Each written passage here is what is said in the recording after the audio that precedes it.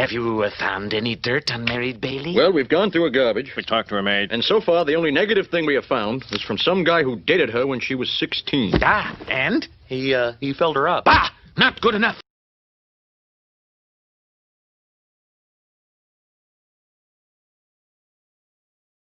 I think all of us have probably done things we look back on in high school and regret or cringe a bit. We're talking about an allegation of sexual assault. I've never sexually assaulted anyone. I was pushed onto the bed and Brett got on top of me.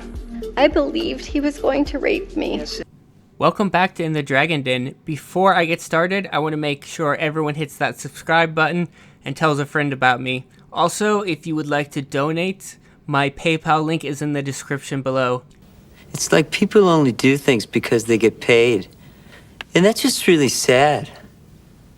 Now let's get started with our topic, the secrets of the Federal Reserve.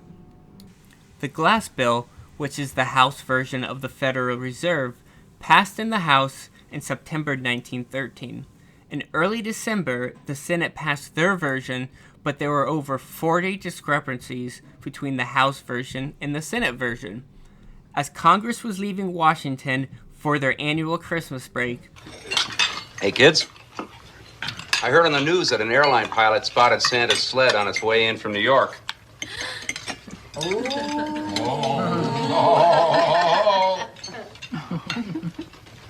You serious, Clark?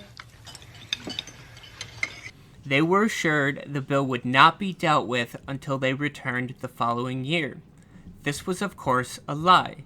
The bill's most vocal critics... Are you saying boo or boo-earns? ...had already left Washington, and it was a political courtesy not to act upon any important legislation the week before Christmas. In record time, Colonel House helped iron out all 40 discrepancies, and on Monday, December 22nd, the bill was quickly brought to vote and passed in the House 282 to 60 and in the Senate 43 to 23. Let's party!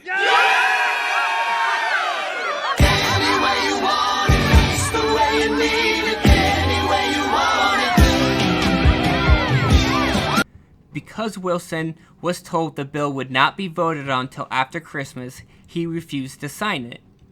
A campaign contributor rushed to the White House and convinced Wilson to sign the bill. No, don't get up. Hey, it smells delicious.